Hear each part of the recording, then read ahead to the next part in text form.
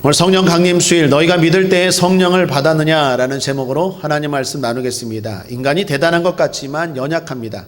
세상에 존재하는 빛은 무궁무진한데 인간이 볼 수 있는 빛은 5%에 불과하다고 합니다. 95%가 인간의 눈으로 볼 수도 없고 식별도 안 된다라는 것입니다. 색깔, 색상도 그렇습니다. 사람이 발견한 색상만 750만 종이나 된다고 합니다. 엄청나죠? 그런데 우리의 눈으로 구별할 수 있는 색깔은 300가지 정도 된다고 합니다. 그 중에서도 실생활에 사용하고 또 분별하는 색은 50여 종밖에 안 된다라고 합니다. 그런데 만약 누군가가 내가 보이는 300가지 색깔만 있다, 내가 보이는 5%의 빛만 있다라고 말한다면, 존재한다고 말한다면 어리석은 사람이겠죠. 내 눈에 보이지 않지만 있는 것처럼.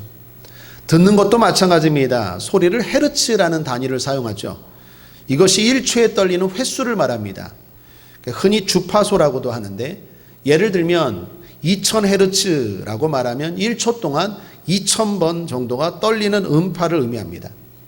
그러니까 사람의 귀로 들을 수 있는 소리를 가청한도라고 하는데, 그 가청한도가 16에서 2만 헤르츠라고 한다고 합니다. 그러니까 16헤르츠 이하는 못 들어요. 2만 헤르츠 이상은 고막이 찢어져요. 동물이나 곤충, 물고기들 대부분은요, 인간보다 청각이 발달했습니다. 그래서 작은 소리까지도 들을 수 있다고 합니다. 여러분 바닷속 들어가 보셨죠? 조용한 것 같죠? 소음 천지라고 합니다. 물고기들이 엄청나게 소리를 낸대요. 소통하기 위해서. 근데 우리는 듣습니까? 못 들리죠? 안 들리죠? 그런데 누가 내 귀에 들리는 것만 존재해 라고 말한다면 그 사람 바보겠죠. 어리석은 사람이겠죠. 여러분 경험도 마찬가지입니다. 여러분 브라질 가보셨습니까? 아프리카 가보셨습니까? 북한 가보셨습니까? 우리가 경험하지 못했죠. 가보지 못했습니다. 그럼 없습니까? 어떤 사람이 내가 경험하지 못했기 때문에 그 나라는 없어, 그 세계는 없어, 그 땅은 없어 라고 말한다면 그 사람 어리석은 사람이겠죠. 우리 귀에, 우리 눈에 우리가 경험하는 것이 제한적인데 그것을 뛰어넘는 세계가 없다라고 말한다면, 내가 경험하는 것만 있다라고 말한다면 어리석은 사람이겠죠. 성령도 그렇다라는 것입니다. 성령은 반드시 분명히 확실하게 존재한다라는 것입니다. 어떤 사람은 그 성령님과 동행하여 성령 충만한 신앙생활을 하고 그렇지 못한 사람도 있다라는 얘기입니다. 그 얘기가 오늘 본문입니다. 2절을 보십시오. 함께 읽죠. 시작. 가로되 너희가 믿을 때에 성령을 받았느냐? 가로되 아니라 우리는 성령이 있음도 듣지 못하였노라. 성도를 크게 두 가지로 분류한다면 성령을 받고 신앙생활, 믿음생활 하는 사람, 반대로 성령이 없이도 믿을 수 있다라는 거예요. 성령 세례에 대해서 듣지도 못하고 경험도 못하고 신앙생활하는 사람이 있다라는 거예요. 성령 세례 받은 성도가 있는가 하면 성령 세례 받지 못한 성도도 있다라는 이야기입니다. 이 두 부류의 성도들로 나눌 수 있다라는 것입니다. 오늘 본문의 이야기는 바울의 3차 전도 여행이 시작되는 시점입니다. 바울이 2차 전도 여행을 마치고 안디옥에서 쉬었습니다. 한 달 남짓 쉬고 3차 선교 여행을 시작하는데 그 전에 먼저 윗지방을 다닙니다. 1절에 보면 윗지방을 다녀라고 나오죠. 2차 선교 여행 때 했던 갈라디아와 부르기아 땅, 오늘날 터키의 중부 지역에 해당합니다. 그 지역을 먼저 돌아보고 그리고 3차 선교 여행을 시작하는 상황입니다. 3차 선교 여행의 첫 지역으로 바울이 에베소 지역을 선택했습니다. 바울이 에베소 지역을 선택한 것은 그만큼 에베소라는 도시가 중요한 도시입니다. 동양과 서양을 잇는 무역 도시이고 화려하고 부유한 도시입니다. 주변에 많은 영향을 끼치는 도시입니다. 제가 과거에 태국에서 6개월 정도 선교하고 있었던 적이 있습니다. 그때 느꼈습니다. 태국이 정말 중요한 나라이구나. 주변에 미얀마나 캄보디아나 베트남이나 이런 나라, 라오스나 이런 나라가 태국의 영향을 대단히 많이 받더라고요. 그래서 선교를 하려면 이 나라부터 빨리 바꾸면 다른 나라가 바뀌기가 쉽겠다라는 생각을 했습니다. 바로 에베소가 태국과 같은 거점, 중요한 도시였다라는 것입니다. 거기에서 바울이 12명쯤 되는 성도들을 만났어요. 그리고 나서 질문한 거예요. 가로되 너희가 믿을 때에 성령을 받았느냐. 여러분, 바울이 왜 이렇게 질문했을까요? 믿음 생활을 한다고 하는데, 예수를 믿는다고 하는데 뭔가 이상하게 보인 거예요. 불신자가 아니에요. 믿는 사람들이에요. 1절을 보십시오. 1절 우리 함께 읽어볼까요? 시작. 아볼로가 고린도에 있을 때에 바울이 윗지방으로 다녀 에베소에 와서 어떤 제자들을 만나. 어떤 제자예요. 예수 믿는 사람이에요. 불신자가 아니에요. 교회 다니는 사람이에요. 그런데 바울이 보니까 뭔가 이상해요. 그래서 질문한 거예요. 너희가 믿을 때 성령을 받았느냐.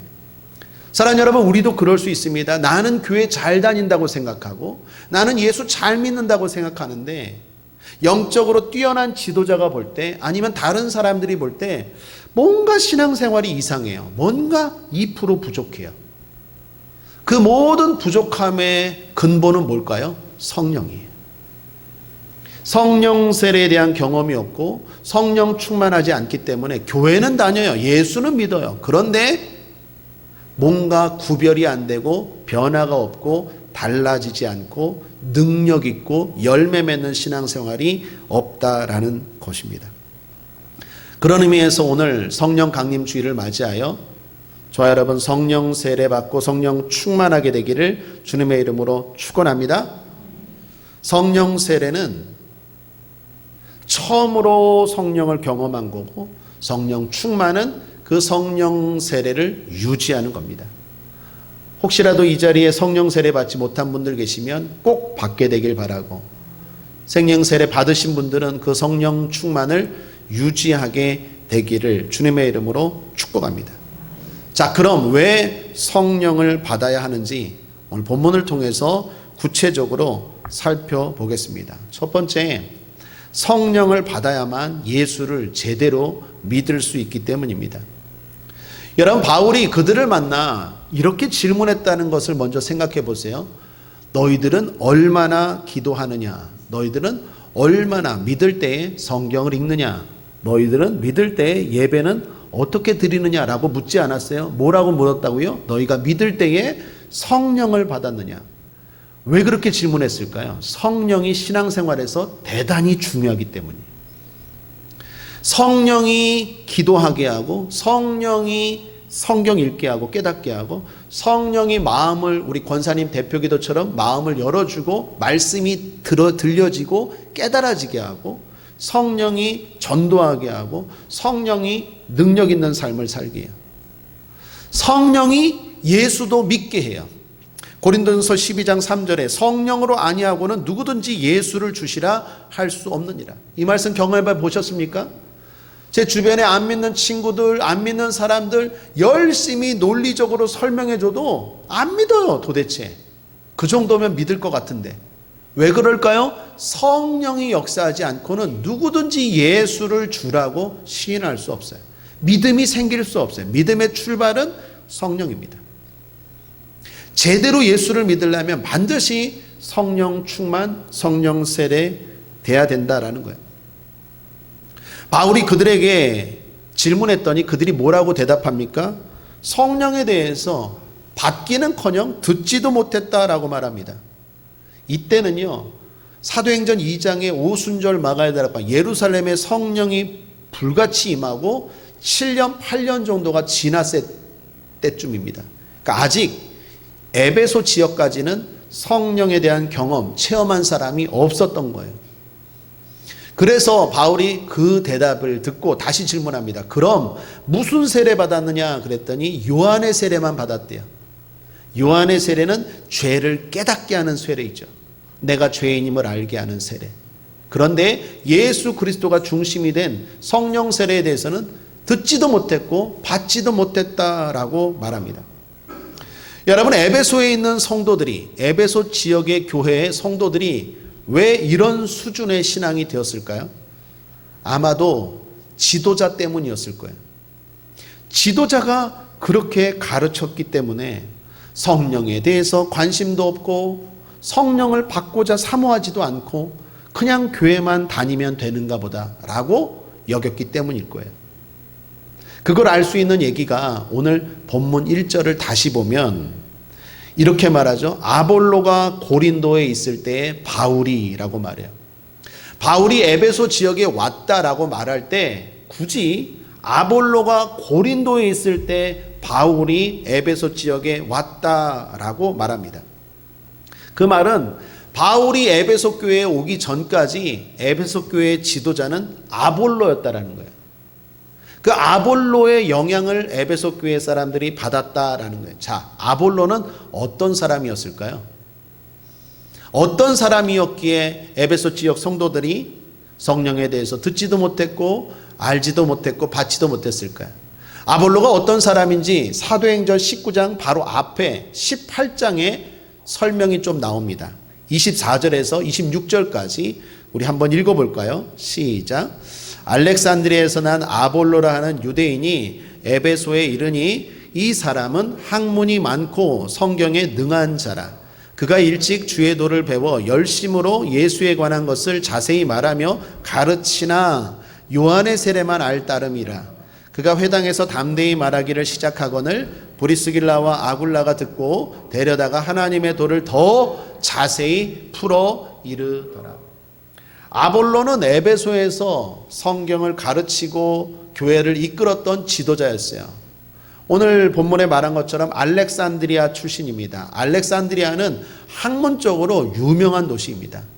큰 도서관이 있는 도시이기도 하고 거기서 자라서 학문적으로나 성경적으로 유능하고 율법에도 정통했어요. 뿐만 아니라 주의 도, 다시 말하면 예수님에 대해서도 잘 알았던 사람이 아볼로였습니다. 그러나 이 아볼로에게 한계가 있었어요.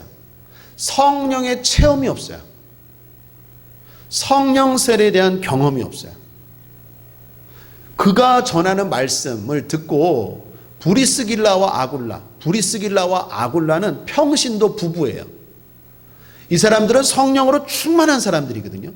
평신도였지만 성령으로 충만한 거예요. 그 브리스길라와 아굴라가 아볼로가 말하는 설교를 듣고 끝나고 데려다가 자기 집에 데려다가 성령에 대해서 좀 더 자세히 가르칠 정도로 아볼로는 성령의 경험이 없었다라는 거예요.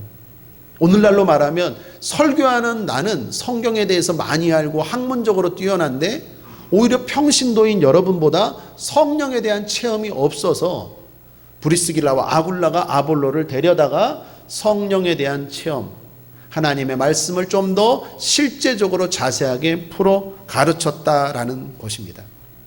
그러한 사람이 바로 아볼로라는 사람이었고 이 사람의 영향을 받아서 에베소 교회가 성경적으로는 많이 알았는데 성령의 체험이 없었던 거예요. 부족하지만 저는 모태신앙입니다.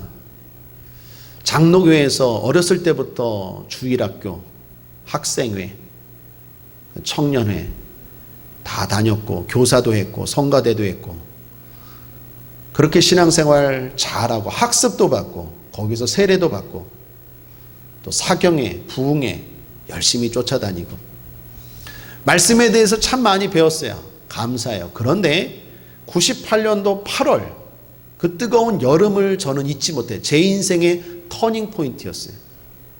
거기서 성령의 세례를 경험했어요. 그 전까지는 성령 세례라는 것을 경험해 보지 못했어요. 알기는 알았지만 경험해 보지 못했어요. 그런데 98년도 8월에 강력하게 성령 세례를 경험했어요. 얘기가 긴데 알고 싶으면 금요일 철야 설교를 다시 들어보시길 바랍니다. 그 성령 세례를 경험하고 성령을 받고 나서 뭐가 달라졌을까요? 신앙이 실제적이 됐어요. 성령을 경험하기 전까지는요, 삶과 신앙이 늘 괴리가 있었어요. 그래서 힘들었어요. 기도도 힘들고 예배도 힘들고 재미도 없고, 그런데 빠지면 벌 받을 것 같아서 안 나가면 또 찜찜하고, 그러니까 신앙생활에 늘 끌려가는 거예요. 목사님한테 끌려가고 선생님한테 끌려가고, 왜 안 나와요? 나갈게요. 하기는 해요. 하기는 하지만 기쁨이 없어요. 왜요? 실제적이지 않으니까. 그런데 성령 받고 나서 하나님의 존재와 하나님이 내 삶 가운데 역사하시는 것이 실제가 됐어요. 그러니 신앙생활이 기쁨이 되고 설교가 깨달아지고 은혜가 되더라고요. 옛날에 성령 받기 전에는 나는 애 키우느라고 고민이고, 나는 지금 사업을 어떻게 해야 될지 고민인데, 목사님은 무슨 다윗이 돌멩이로 골리앗을 때려잡았대네. 그게 나랑 뭔 상관이야? 아무런 은혜가 안 돼요. 은혜가 안 되니까 어떻게 해요? 맨날 조는 거예요. 나랑 상관없는 얘기를 하니까 관심이 떨어지는 거예요. 그런데 하나님 말씀 속에 내 삶에 대한 답이 있더라고요. 그게 성령 받고 나서는 깨달아지는 거예요. 신기하게도 내가 고민하고 내가 염려하는 문제들이 설교 가운데 들려지기 시작해요. 기도 가운데 응답되기 시작해요. 처음엔 우연인 줄 알았어요. 우연이겠지. 근데 이상한 게 기도할 때마다 우연이 일어나요. 그때 깨달았어요. 이게 진짜 이루어지는구나. 그때부터 제 입에서 나오는 이야기가 진짜네, 진짜네, 진짜네. 신앙이 실제적이 됐어요. 그리고 제 삶에 진정한 변화가 일어났어요. 여러분, 우리가 흔히 사람을 변화했다라고 말할 때 과일로 설명합니다. 수박처럼 변했다. 무슨 말입니까? 속은 빨갛죠. 변했어요. 겉은 아직도 파래요. 성경으로 보면 속이 변화된 사람 누구죠? 니고데모와 빌라도. 그 사람들은 예수를 믿고 싶었어요. 예수님을 죽이지 싶지 않았어요, 빌라도는. 그러나 겉이 변화되지 못했어요. 그냥 마음뿐이었어요, 마음은. 이런 거 있죠. 교회는 가고 싶은데요. 예배 드리고 싶었는데요. 맨날 이런 소리예요. 기도해야 되는 거 알겠는데요. 맨날 이런 소리예요, 맨날. 그게 그 레파토리에서 벗어나지 못해요. 그러니까 마음은 원인데 맨날 핑계가 많아요. 그걸 살지 못해요. 실천하지 못해요. 그게 수박 같은 사람이에요. 사과 같은 사람이 있어요. 사과는 어떻습니까? 겉은 빨갛죠. 속은 허예요. 성령 받기 전에 예수님의 제자들이 그런 상황이었죠. 예수는 믿어요. 교회는 나가요. 그런데 속은 안 바뀌어요. 겉은 변화된 것 같은데. 여러분, 속도 바뀌고 겉도 바뀌는 사람을 뭘로 비유합니까? 토마토요. 그러니까 토마토 많이 드십시오. 토마토는 겉도 빨갛고 속도 빨갛죠. 그러한 변화를 원하십니까? 성령 받으셔야 돼요.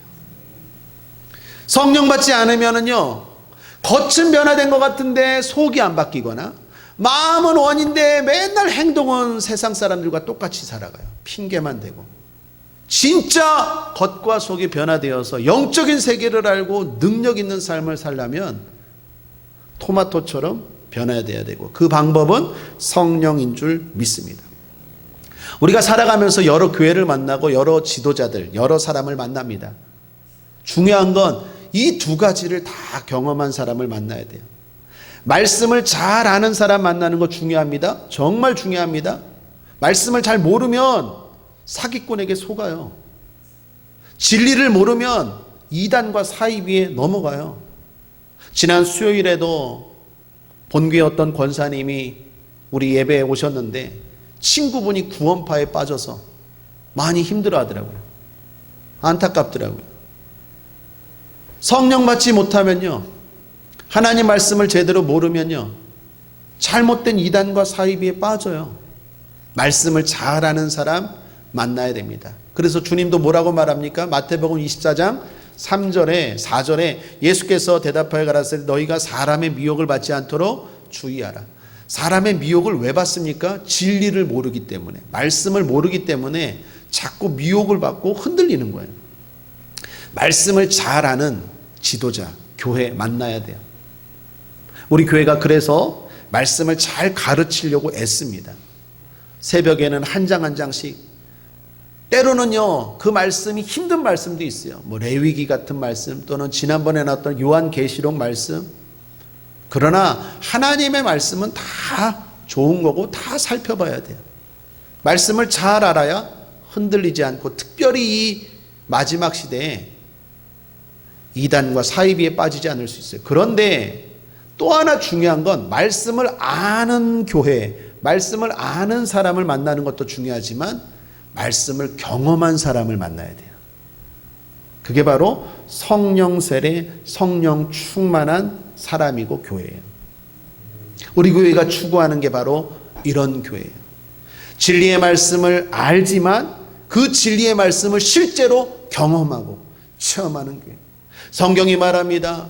너희 중에 병든 자가 있느냐 서로 병 낫기 위하여 기도하라. 의인의 간구는 역사하는 힘이 많으니라. 머리로는 알고 있어요. 그런데 알 뿐만 아니라 실제로 기도하고 치료받는 교회. 할렐루야. 귀신이 있대요. 머리로는 알아요. 그런데 믿는 자들 이런 표적이 따르니 너희가 내 이름으로 귀신을 쫓아내며 실제로 쫓아내는 교회. 우리 교회가 그러한 교회 되길 원합니다. 바울은 그런 균형이 잡힌 사람이었어요. 그래서 사도행전 22장 3절에 보면 바울이 말합니다. 나는 유대인으로 길리기아 다소에서 났고 이성에서 자라 가말리엘의 문화에서 우리 조상들의 율법에 엄한 교훈을 받았고 오늘 너희 모든 사람처럼 하나님께 대하여 열심하는 자라. 말씀에 대해서도 잘 알았던 사람이에요. 뿐만 아니라 성령님과 살아있는 신앙생활을 했어요. 대표적인 게 사도행전 16장이죠. 6절에서 10절. 함께 한번 읽어볼까요? 시작. 성령이 아시아에서 말씀을 전하지 못하게 하시거늘 부르기아와 갈라디아 땅으로 다녀가 무시아 앞에 이르러 비두니아로 가고자 애쓰되 예수의 영이 허락지 아니하시는지라. 무시아를 지나 드로아로 내려갔는데 밤에 환상이 바울에게 보이니 마게도냐 사람 하나가 서서 그에게 청하여 가로되 마게도냐로 건너와서 우리를 도우라 하거늘 바울이 이 환상을 본 후에 우리가 곧 마게도냐로 건너기를 힘쓰니 이는 하나님이 저 사람들에게 복음을 전하라고 우리를 부르신 줄로 인정함이로라. 저도 이 말씀 읽을 때 제가 영종도로 온 체험이 있어요. 2번이나 제가 인천 순복음교회 사표를 내고 그리고 개척을 하려고 했어요. 제가 생각했던 개척지는 사실 경기도나 서울이었어요. 근데 하나님이 막으셨어요. 2번이나 확실하게 막았어요. 사표 내지 말라. 사표 내지 말라. 제가 특별히 갈멜산 기도원에서, 안양에 있는 갈멜산 기도원을 자주 갔는데 기도굴에서 기도하는데 하나님이 사표 내지 말라. 지금 때가 아니라고. 2번이나 확실하게 막더라고요. 그때는 진짜 감정으로, 제 상황으로는 내려놓고 나가려고 했거든요. 그리고 개척도 사실은 파주나 북한 쪽에 가까운데 아니면 서울에 하려고 그랬어요. 하나님이 막으시더라고요. 제가 만약에 성령 세례에 대한 경험, 98년도 8월에 성령에 대한 경험이 없었다면 제 생각대로 밀어붙였을 거예요. 그러나 저는 하나님의 말씀도 알지만 경험을 했기 때문에 그 막을 때 진짜 나가고 싶었지만 참았어요. 그리고 나서 하나님이 보여주신 게 영종도였어요. 제가 본 환상이 있어요. 지금 말하면 여러분 콧방귀 낄 것 같아서, 내가 무시당할 것 같아서 말을 못하겠지만 교회가 조금 부흥하고 나서 내가 이 얘기를 드릴게요. 하나님이 저에게 보여주신 그림이 있어요. 그 그림을 알고 싶으면 떠나지 마십시오. 분명히 제가 그림을 보고 여기 왔어요. 하나님 살아계십니다. 바울은요, 하나님 말씀을 알았을 뿐만 아니라 성령의 체험과 경험과 그 성령이 막으면 막고 가게 하면 가게 하고, 그러니 얼마나 신앙생활이 실제적이에요. 여러분이 고민하는 거 있습니까? 성령님이 가르쳐 주시고 인도하시고 치료하시고 능력을 주시고 함께하는 줄 믿습니다. 그래서 성령 세례 받아야 되고 그래야 실제적이 돼요. 신앙생활이. 그래야 신앙생활이 재미있고 행복해요. 두 번째, 성령을 받아야만 예수님 말씀대로 살 수 있기 때문입니다. 요한의 세례만 받았다는 사람들에게 바울이 다시 세례를 베풀고 마지막에 안수를 합니다. 여러분, 안수를 왜 합니까? 어떤 분이 질문하시더라고요. 아침부터 파마를 이렇게 잘 해놨는데 목사님이 눌러갖고 다 죽었다고. 왜 교회 가니까 안수를 하냐고. 한번 따라하겠습니다. 축복, 위임, 성령. 다시 한번 축복, 위임, 성령. 오늘 이후로 안수에 대해서 잘 아시고 다시는 궁금해하지 않게 되길 바랍니다. 첫 번째, 안수를 왜 합니까? 축복이에요. 대표적인 성경 구절이 창세기 48장 14, 15절에 나오죠. 이스라엘이 손주들을 축복할 때 손을 얹고 축복하죠. 함께 읽겠습니다. 시작. 이스라엘이 우수를 펴서 찾아 에브라임의 머리에 얹고 좌수를 펴서 므낫세의 머리에 얹으니 므낫세는 장자라도 팔을 어긋맞겨 얹었더라. 그가 요셉을 위하여 축복하여 가로되. 제가 여러분 아침부터 열심히 훅 씻는 거 죽이려고 하는 게 아니라 축복하기 위해서 안수하는 것 아시길 바랍니다. 여러분 자녀들 많이 축복하십시오. 코로나19 때문에 제가 제일 안타까운 게 안수를 못하는 거예요. 특별히 저는 주일날도 안수 많이 하고 특별히 어렵고 아프고 이번 주에 문제가 있다 그러면 꼭 안수를 하는데 이 코로나 때문에 접촉이 힘들어져서 특별히 금요철야 때는 100% 안수하는데 이걸 못해서 참 안타까워요. 안수하는 건 축복의 의미예요. 또 하나는 위임입니다. 다시 말하면 직분을 그 사람에게 줄 때 안수하죠. 우리가 장로님이나 목사들이 어떻게 해요? 안수받을 때 안수받고 목사 되고 안수받고 장로님 되고 또 안수 집사님이라고 하죠. 그냥 집사님과 안수 집사님은 달라요. 안수 집사님은 죽을 때까지 안수 집사예요. 하나님이 위임할 때 안수를 하는 거예요. 대표적인 성경 구절이 모세의 뒤를 이어 여호수아가 지도자가 될 때 안수를 하죠. 민수기 27장 18절 함께 읽죠. 시작. 여호와께서 모세에게 이르시되 눈의 아들 여호수아는 신에 감동된 자니 너는 데려다가 그에게 안수하고. 하나님이 세워주실 때 안수하는 거예요. 그러니까 교회 직분 가운데서도 안수받는 사람들은 하나님이 세운 거예요. 전도사님도 안수 못 받았어요? 그러니까 전도사님 하다가 세상적인 직업으로 갈 수 있을까요? 없을까요? 있어요. 아직 기회가 있어요. 난 없어요. 목사는 절대로 딴 일 하면 안 돼요.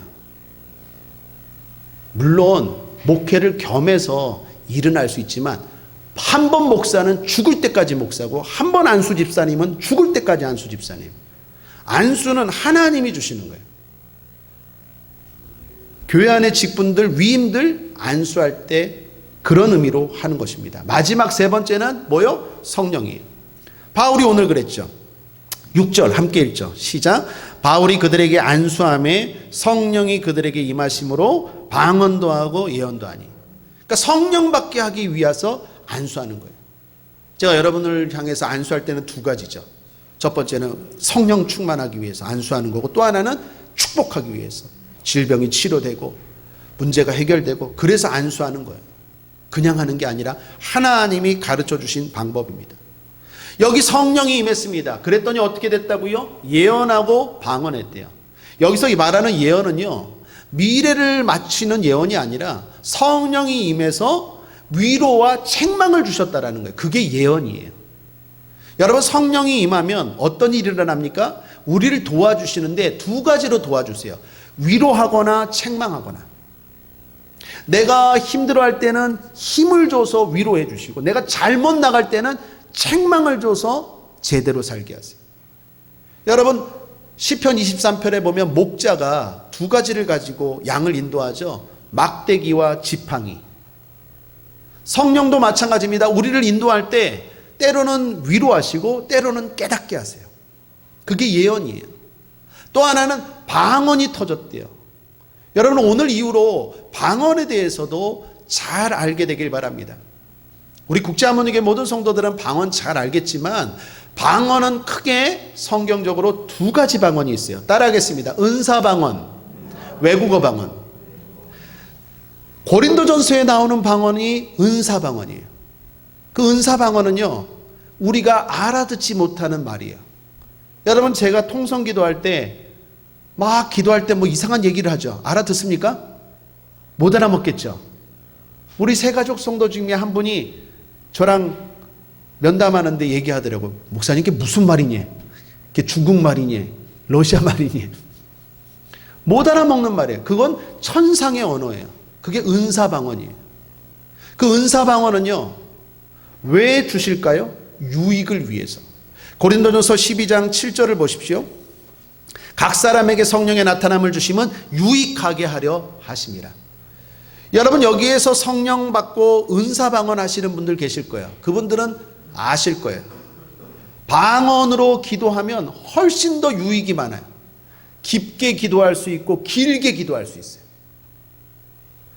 방언 없이 성령 세례 없이 은사 방언 없이 기도하면요, 기도가 힘들어요. 할 말이 없어요. 우리 청년 하나가 솔직히 고백하더라고요. 목사님 5분 기도하면 할 말이 없대. 그래서 뻘쭘하대요. 하나님도 뻘쭘 나도 뻘쭘.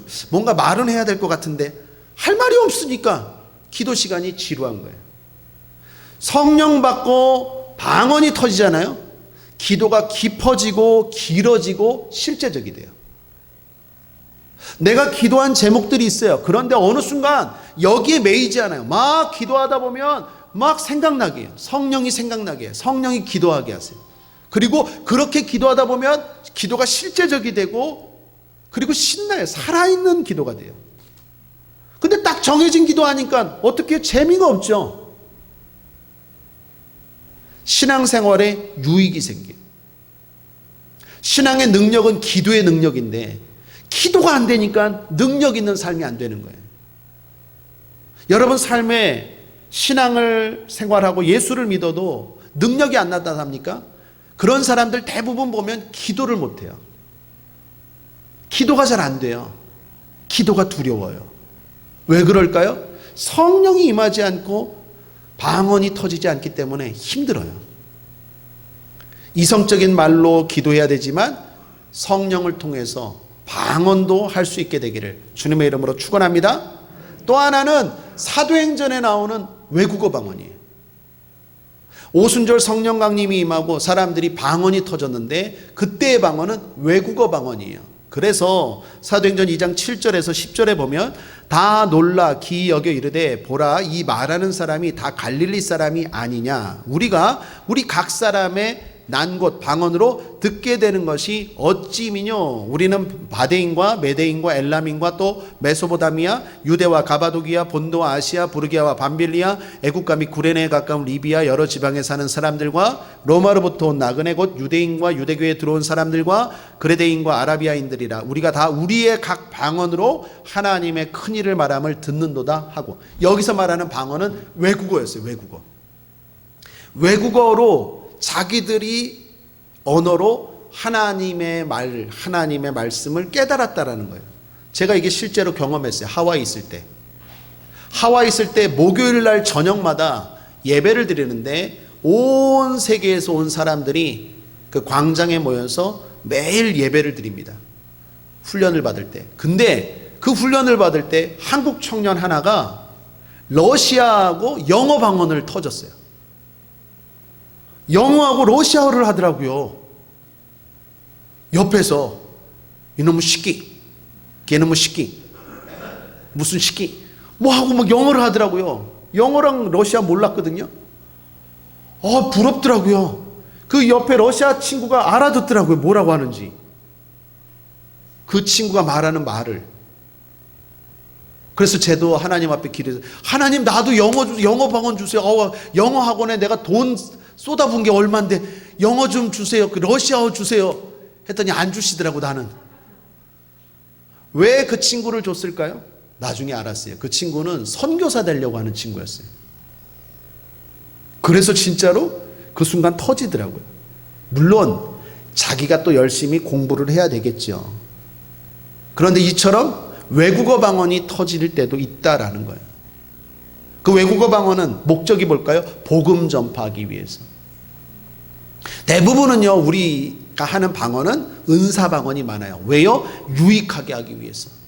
그러므로 사랑하는 여러분, 신앙생활의 유익을 경험하기를 원한다면 성령 세례받고 꼭 은사 방언할 수 있게 되기를 주님의 이름으로 축복합니다. 이 방언에 대해서 고린도전서 13장 1절에 바울이 이렇게 말하죠. 사람의 방언과 천사의 말로라고 표현하죠. 앞에 사람의 방언은 뭘까요? 외국어 방언이라면 천사의 말은 은사 방언을 말하는 거예요.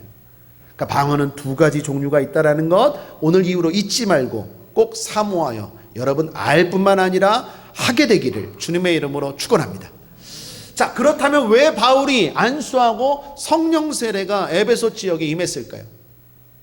바울이 그냥 넘어가지 않았어요. 너희가 믿을 때에 성령을 받았느냐? 아니, 받지 못했는데 그럼 그냥 그래도 믿어라, 그냥 그렇게 신앙생활 해라 하고 넘어가지 않고 안수까지 하면서 성령을 받게 한 이유가 뭘까요? 성령을 받아야만 제대로 하나님 말씀대로 살 수 있기 때문이에요. 당시 에베소 지역은 아까 말한 것처럼 부유한 도시입니다. 돈이 많아요. 사람들이 내세에 대해서 관심이 없어요. 오직 이 땅에 대한 관심만 많아요. 뿐만 아니라 온갖 사람들이 다 모여서 문화가 복잡해요. 여러 가지 미신들과 여러 가지 사상들이 복잡하게 섞여 있는 도시가 에베소였어요. 특별히 세계 7대 불가사의 피라미드를 비롯해서 만리장성과 세계 7대 불가사의에 들어가는 아데미 신전이라고 있어요. 아데미 신전. 기둥만 100개예요. 그 엄청난 신전이 있었던 때가 바로 이 에베소, 이 사도행전 19장에서의 이 상황이에요. 그래서 어떻게 해요? 성령의 강력한 역사가 아니면 도대체 하나님의 말씀대로 살지 않고 거기에 미혹되고 흔들리고 넘어가더라는 거예요. 여러분, 오늘날은 어떻습니까? 오늘날 얼마나 부유합니까? 그리고 얼마나 많은 가치관들이 난무합니까? 성령이 역사하고 성령이 나를 함께 하시지 않으면 우리도 흔들려요.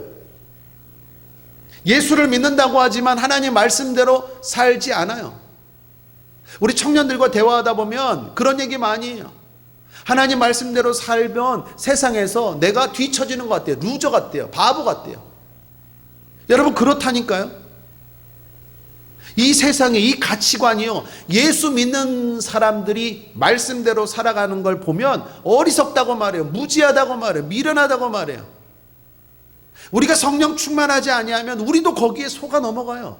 진리의 길을 걸어갈 수 없어요. 말씀대로 살 수 없다라는 것입니다.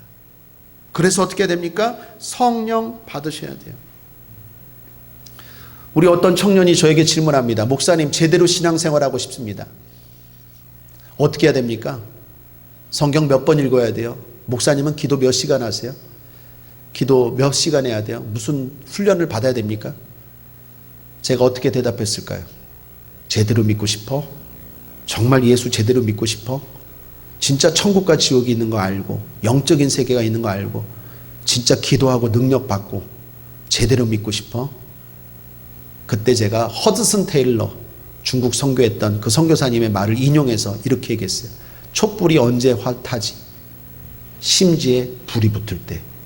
신앙도 마찬가지야. 네 마음에 성령의 불이 임할 때 그때부터 신앙생활이 제대로 되는 거야. 네 인생이 맑고 밝고 환하고 빛이 어둠을 몰아내는 것처럼 네가 가는 곳들마다 어둠이 떠나갈 거야. 사랑하는 여러분, 성령 받지 아니하면 아무리 교회를 다니고 예수를 믿어도 제대로 말씀대로 살 수 없고 제대로 신앙생활할 수 없다라는 것입니다. 그러므로 결론은 성령 세례, 성령 충만 꼭 받게 되길 바랍니다. 성령 세례에 대해서 받지 못한 분들은 오늘 꼭 받으시길 바라고, 성령 세례를 받으신 분들은 계속 그 성령 충만을 유지해야 돼요. 그렇지 않으면 꺼져요. 소멸돼요.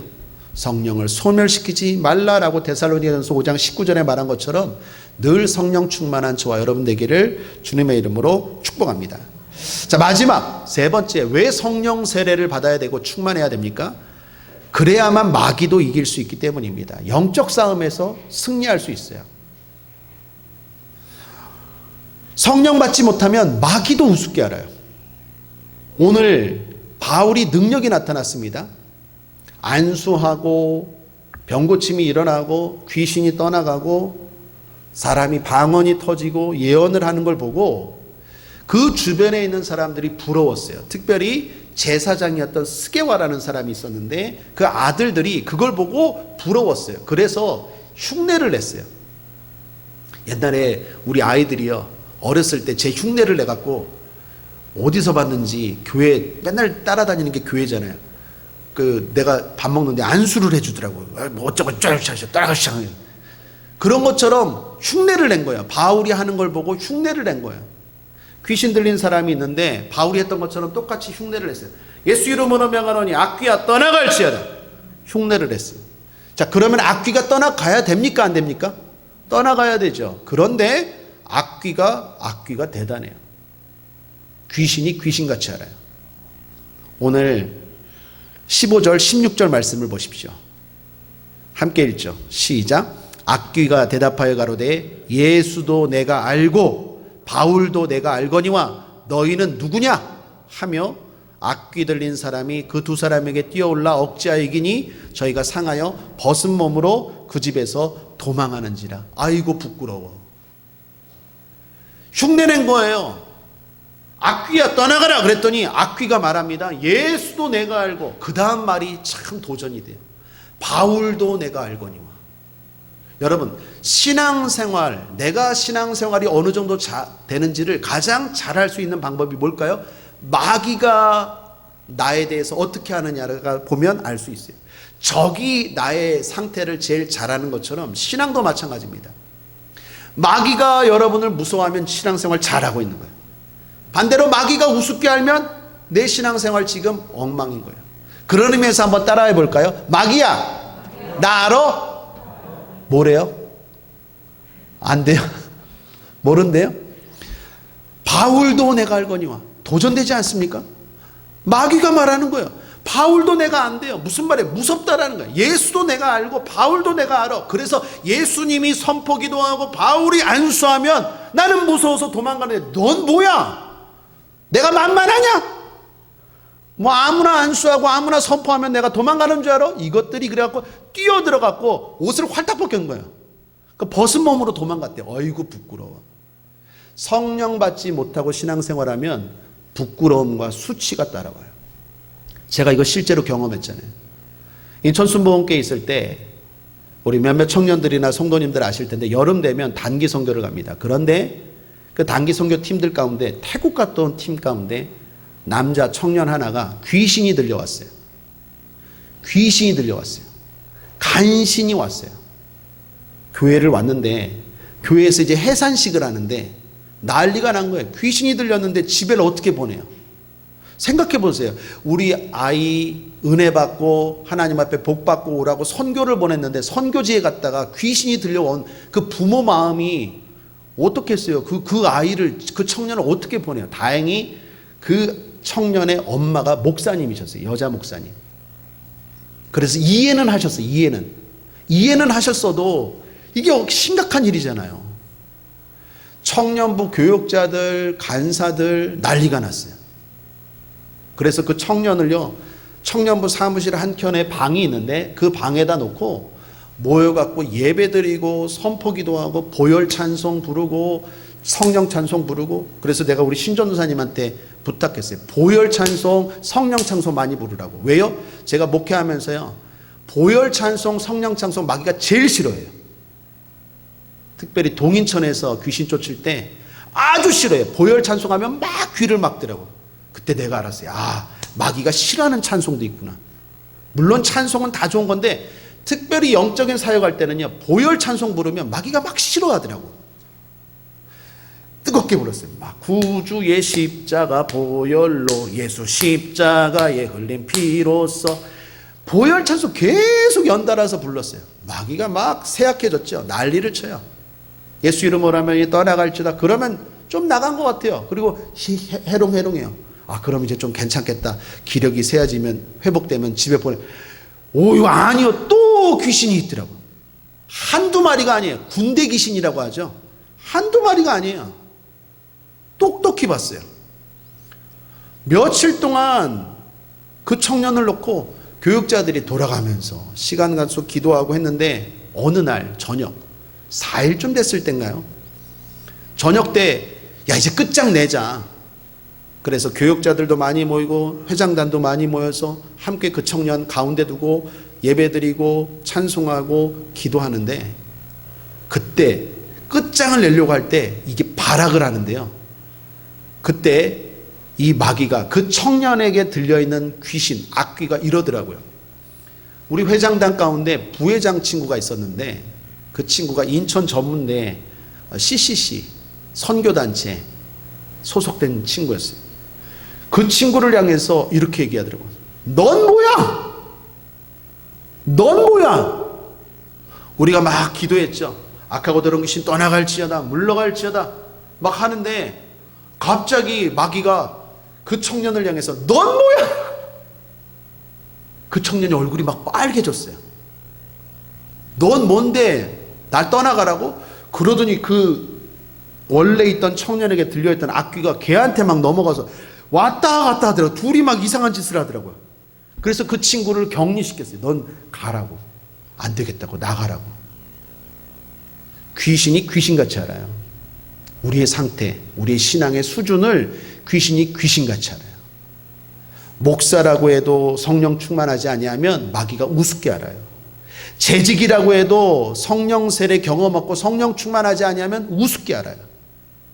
그러므로 사랑하는 여러분, 성령 충만하여 마귀가 무서워하는 존재 되기를 주님의 이름으로 축원합니다. 하나님의 능력의 자녀들 되기를, 예수의 참된 제자 되기를 주님의 이름으로 거듭 축원합니다. 그렇지 않으면 원수 사탄 마귀 우습게 알아요. 여러분, 예수님도 성령의 힘을 입어 원수 사탄 마귀를 물리치세요. 사도행전 10장 38절에 보면 하나님이 나사렛 예수에게 성령과 능력을 기름 붓듯 하셨음에 저가 두루 다니시며 착한 일을 행하시고 마귀에게 눌린 모든 자를 고치셨으니 이는 하나님이 함께 하셨습니다. 예수님도 성령 충만하셨어요. 성령 충만함으로 마귀를 물리치고 마귀에게 눌린 사람들을 자유케 하셨어요.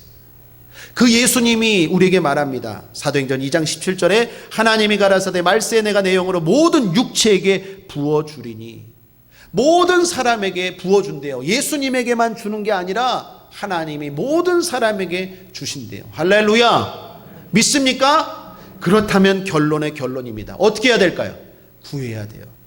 누가복음 11장 13절 함께 읽겠습니다. 시작. 너희가 악할지라도 좋은 것을 자식에게 줄 줄 알거든 하물며 너희 하늘 아버지께서 구하는 자에게 성령을 주시지 않겠느냐? 성령을 주시지 않겠느냐? 주신다라는 거예요. 오늘 주실 줄 믿습니다. 오늘 주실 줄 믿습니다. 그래서 예수 제대로 믿고 말씀대로 살고 마귀 물리치고 도적질하고 죽이고 멸망시키는 원수사탄 마귀 여러분의 삶과 가정에서 쫓아내고 복받고 승리하며 상 받는 그 길을 걸어가게 되기를 주님의 이름으로 축원합니다. 축원합니다. 성령이 임할지어다. 충만할지어다. 성령 세례받을지어다.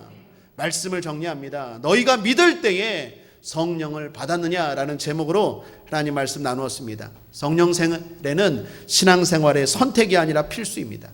성령을 받아야만 예수 제대로 믿을 수 있고 제대로 말씀대로 살 수 있고 영적인 세계의 승리를 거둘 수 있습니다. 영혼이 잘된 같이 범사가 영통하고 강건할 수 있어요. 그러므로 사모함으로 간절히 성령 세례, 성령 충만을 구하여 우리 모든 국제하모니계 성도들은 성경을 알 뿐만 아니라 성경을 경험하며 살아가는 하나님의 자녀들 되기를 주님의 이름으로 축원합니다. 기도하겠습니다. 하나님 아버지, 오늘 성령 강림 주일을 맞이하여 특별히 우리 국제하모니계 모든 성도들에게 성령을 물붓듯이 부어 주시옵소서. 감사드리며 예수님의 이름으로 축복하고 기도했습니다. 아멘.